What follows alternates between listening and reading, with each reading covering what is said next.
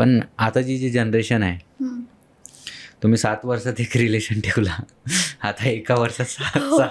6 7 relation ठेवतात लोक. तर सपोज म्हणजे जे स्टार्टिंगला रिलेशन स्टार्ट करतात तेव्हा खूप चांगले दिवस असतात. म्हणजे दोन्ही साईडनं ऐकण्याचा हा, आणि बोलण्याचा बोलण्याचं same intensity, same Intense. Energy असते दोघांची. ठीक आहे, ते खूप चांगले दिवस असतात. आणि त्याच्यानंतर कुठंतरी गॅप पडतं आणि ते वेगळे होतात. वेगळं ठीक आहे. होतं. तर अशा लोकांना म्हणजे आता ज्यांचं जस्ट स्टार्ट झालं आहे, हा. तर त्यांच्यासाठी काही 2-3 टिप्स आहेत का, की त्यांचं रिलेशन असं लॉंग टर्म 7 वर्षापर्यंत चालेल? मला असं वाटतं लॉयलिटी मॅटर करते दोन्ही बाजूने. अच्छा. जे तुम्ही बोलतात ते करून दाखवा आणि चीट करू नका. ह्या गोष्टी सगळ्या चीटमुळेच होतात. अच्छा. चीट करू नका. आणि गर्ल्सनी पण टॉक्सिक रिलेशनशिपमध्ये नका राहू. हम्म. जिथे तुम्हाला त्रास आहे, तुम्हाला कळतंय हम्म. की अरे पहिलं कसं होतं, आपल्याला वाटतं अरे तो आपल्याला नाही का म्हणजे आपली काळजी करतोय म्हणून असं वाटतं. करतात पोरं, काळजी पण करतात, हम्म. पण ती काळजी वेगळी असते आणि ही काळजी वेगळी असते. तर म्हणजे पोरींनी पण तेवढंच लक्ष द्यावं आणि पोरांना पण तेवढंच. पोरांचं काय असतं, लॉयलिटी असतं पोरांचं, एवढंच असतं. तर पोरी लॉयल्टी आणि दुसरं काय म्हटलं तुम्ही? टॉक्सिक रिलेशन, Toxic त्या relation. भानगडीत पडू नका. पोरी त्यामध्ये येड्या होऊन जातात, डिप्रेशन मध्ये जातात. पोरी? हा, मग मला वाटलं फक्त पोरच जातात. नाही, त्यांना प्रॉब्लेम येतो ना मग. अच्छा. पोरी नसतात ना टॉक्सिक, पोरं खूप टॉक्सिक असतात. पोर आता काय बोलायचं, पोरं टॉक्सिक नसतात रे, काळजी असते त्यांना. हा, ती काळजी वेगळी, तेच तर तुम्हाला हा. मी सांगितलंय ना, ती वाली काळजी वेगळी असते. हा. आणि ट्रस्ट वाली काळजी वेगळी. ती म्हणजे काळजी एक वेगळी. ट्रस्ट असायला पाहिजे, टॉक्सिक नको. टॉक्सिक नको, प्रेशराईज नको कुठल्या गोष्टीमध्ये. आता तुम्हाला एक रिसेंट मी शेअर करते स्टोरी, म्हणजे नाव नाही घेणार मी तिचं. हा. फ्रेंडच, माझी म्युच्युअल फ्रेंड आहे. तिचे 20K फॉलोअर्स होते. तो नको बोलला म्हणून तिने ती आयडी सोडून टाकली आणि व्हिडिओ बंद करणं सोडून दिलं. आणि तिला ती गोष्ट आवडते. तिला काय खूप मी आवडतं? सांगितलं की असं का केलं तू. हा. तू असं जे तुला आवडतंय ना, तू हा. त्याच्यावर कायम राहायचं, तू ते करायचं. हा. तुझे घरचे काय बोलत नाही आणि तू एका मग पोराने ज्याची लायकी नाही तू त्याच्या ऐकतेस त्याचं बोलणार. ऐकतेस. आणि तो मग? पण एकदम टॉक्सिक, कंटिन्यू फोन करणार. वही तो अभी कैसे होगा म्हणजे कसं होणार. आता मी एवढे पॉडकास्ट करतो मुलींबद्दल, म्हणजे मुलींसोबत पॉडकास्ट करतो मेनली. तर आता माझं उद्या जाऊन लग्न होईल, ठीक आहे. तर तिचे ट्रस्ट असायला पाहिजे ना एवढं, की अरे प्रोफेशन तर प्रोफेशन आहे हो, आणि पर्सनल तर पर्सनल आहे, बरोबर ना. आणि मी काय म्हणजे मला असं वाटतंय की रिलेशनमध्ये ट्रस्ट सगळ्यात मोठा फॅक्टर आहे. खूप मॅटर करतं. तुम्हाला पण वाटतं का असं? आम्ही एक्सपिरियन्स वाल्यांना विचारतोय भैया. ट्रस्ट खूप मॅटर करतं.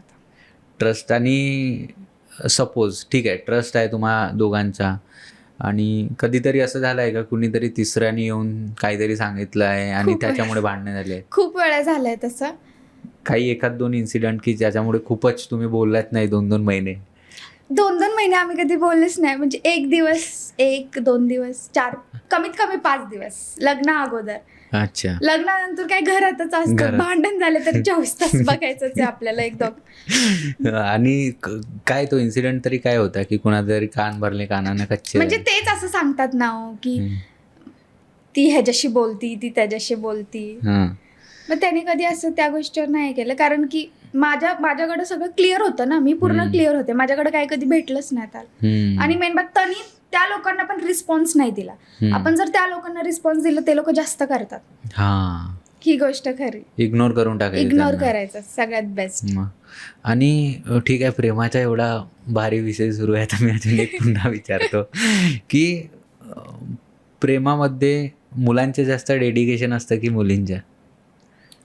दोघांचं असतं मला असं वाटतं. नाही, ऑनेस्ट आन्सर द्या. खरंच दोघांचं ॲज असतं. कम्पेअर टू दोघांपैकी कोण जास्त एफर्ट मारतं तरी रिलेशन टिकवायला? मुलं? तसं मी कसं सांगू. मुलं? हा, मोस्टली तर मुलंच असतात. हा ना. असतात. की आता कसं असतं माहिती आहे का, मुली तरी तेवढ्या गोष्टी, ते पहिल्यापासून असं होत आलंय ना की पोरच मागं लागणार. हा, मग ते त्या मुलींचं ते तसं झालं ना, मग नाही तोच बोलणार, मला भांडण झाले तरी तोच बोलणार. मी त्याला ब्लॉक केलंय, तो ब्लॉक काढ म्हणून तोच मला फोन करणार, तोच तो फोन काहीतरी करणार. करणार आणि तोच येणार. हा. म्हणजे मुलांचे डेडिकेशन जास्त असते आणि टॉक्सिक पण तेवढेच असतात मुलं, बरोबर ना. आता काय असतं माहिती आहे का, रिलेशनमध्ये ॲक्च्युली काही काही मुलींचं असतं रिलेशन 5 वर्ष 6 वर्ष 7 वर्ष 8 वर्ष, ठीक आहे. तरी पण म्हणजे माझे एक्सपिरियन्सेस असे आहेत की ते एक चांगल्या आणि बेटर मुलाच्या ह्याच्यात असतात. त्यांचे रिलेशन असते, कोणाकोणाचं लॉंग डिस्टन्स असतं, कुणाच्या घराजवळ एक राहतो तरी दुसरा इकडे तिकडे, असं नाही का. तर एक्झॅक्टली त्यांना म्हणजे काय पाहिजे असतं तर ते सर्च करत असतात नवीन. ते आपल्याला असतं ना की आज आपण हा फोन घेतला, 16 घेतला, मग उद्या आपल्याला नाही 17 पण घेऊ. मग तसं असतं ना, आपण जे काही घेत जातो आपल्याला अजून इच्छा वाढत जाते की नाही अजून ह्याच्यापेक्षा जास्त. समाधान नसतं. तर मला असं वाटतं जे आहे त्यात समाधान राहावं प्रत्येक गोष्टीमध्ये. म्हणजे नाही का, रिलेशनशिपमध्येच नाही, कुठल्याही गोष्टीमध्ये लाईफमध्ये समाधान असावं. माझी आई मला सांगते की तुला काही भेटू दे त्यात तू समाधान राहा. तू जर विचार केला ना की नाही अजून तुला पाहिजे, जे तू भेटले तू त्याची पण इज्जत नाही करणार, तुला त्याची पण किंमत नाही करणार. पण काही लोकांना त्याची किंमत खूप असते ज्यांना ती गोष्ट भेटत नाही. म्हणजे जे भेटले त्याची कदर समाधान असावं, मन आपलं समाधान असावं. की मी बोललो की मुलं आणि मुलींचं किती डेडिकेशन असतं ते एक झालं. त्याच्यानंतर मुली सर्च करत असतात असे माझे एक्सपिरियन्सेस आहेत ऑब्व्हियसली. आणि काही काही मुली अशा पण असतात त्यांना माहिती असतं की आपण जाऊन त्याच मुलासोबत लग्न करणार आहोत परत, ज्याच्या आपलं 5-7-8 वर्षाचं जे रिलेशन आहे, बरोबर. तरी त्या दुसऱ्या मुलांना एक होप देतात. म्हणजे त्यांच्यासोबत म्हणजे कॉफी म्हणा किंवा डिनर म्हणा, लंच म्हणा, याच्यासाठी आउटिंग करतात. पण त्यांच्या डोक्यात क्लिअर असतं की मला याच्यासोबतच लग्न करायचं, जो त्यांचा ओरिजिनल असतो. पण जो पोरगा तिच्यावर एफर्ट्स मारतोय तो सिरियस होऊन जातो ना. तेच एक्झॅक्टली, त्याला होप्स वाढतात आणि त्या खोट्या होप्स असतात. आणि मग अशा पोरींमुळं पोरांमध्ये भांडण होतात. असं होतं. मग पोरींनी पण तसं नाही केलं पाहिजे. तेच ना, तर पोरींनी ह्या होप्स नाही द्यायला पाहिजेत, मी असं म्हणतोय. आपण का करत असतील मुली अशा, माझा अजून हा प्रश्न. काय माहिती का, तुमच्या कोणी असा फ्रेंड नाहीत? नाही, माझे फ्रेंड सगळे आम्ही असं आहेत की सगळ्यांचं लग्न म्हणजे आमचे जे बॉयफ्रेंड्स होते त्यांच्यासोबतच झालेलं. अच्छा. आणि असं त्या बाहेर पण नाही पडल्या का कुणीतरी, म्हणजे आउटिंग विउटिंग जाऊन डिनर विनर असं काही नाही?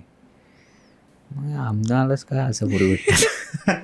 मी तुम्हाला सांगते, मी आजपर्यंत क्लब नाही बघितलं, पब नाही बघितलं, हे मला काहीच माहिती नाही. आणि माझे जे फ्रेंड सर्कल आहे, आमचा तो फ्रेंड सर्कल पण असाच आहे. आम्ही गेलो तर आम्ही सगळे एका ग्रुपनेच जाणार. आता तर सर्वांचे लग्नच झालेत, ग्रुपनेच जाणार. बाकी आम्ही व्यतिरिक्त कुठं, आम्ही गर्ल्स पण जात नाहीत. सगळे सोबत असेल की जातात. ओके. म्हणजे त्यांचे हस्बंड पण माझा फ्रेंड असं, म्हणजे माझा हस्बंड पण तिचा फ्रेंड, असं आहे आमचं सर्कल. अच्छा, म्हणजे तिथल्या तिथंच सर्कल तुम्ही कम्प्लीट केलं. भारी यार, म्हणजे सगळं लाईफचं मजे तुम्हीच घेतात सगळेजण मिळून.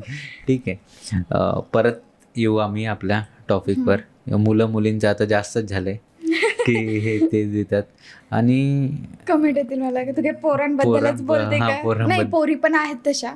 पोरींनी पण जे आहे त्याच्यावर कायम राहावा. लॉयलिटी मॅटर करते, तेच तुम्हाला बोलले. ट्रस्ट नाही तोडा. मग पोरांचं कसं होतं की एकीने तसं केलं की मी दुसऱ्या पोरींवर ते ट्रस्ट ठेवत नाही, मग ते तिला डिच करतात. मग हिजी चुकीमुळे तिला का तसं तिला. म्हणजे ते कोणीतरी माझ्या याच्यावर पण कमेंट केला होता की जाणाऱ्यांची शिक्षा येणाऱ्यांना का. तेच. म्हणजे एका सेंटेन्स मध्ये एवढा डीप मिनिंग होता तो. आणि कर्मांना मी काय बोलते, घाबराव लोकांनी. खरंच कर्म, मी तर बिलीव्ह करते कर्मानं. जे काय करतायत ते तुम्ही हा विचार करून करा, चांगलं करा वाईट करा, ते तुमच्याकडे रिटर्न येणार आहे. कधी ना कधी येणार आहे. वा श्वेता, थँक्स. बघा मुलींनो, लक्षात ठेवा, कर्मा इज रिअल. कर्मा ह्याच गोष्टीमध्ये नाही, कुठल्याही गोष्टीमध्ये तुम्ही जे तुम्ही करताल ते तुमच्याकडे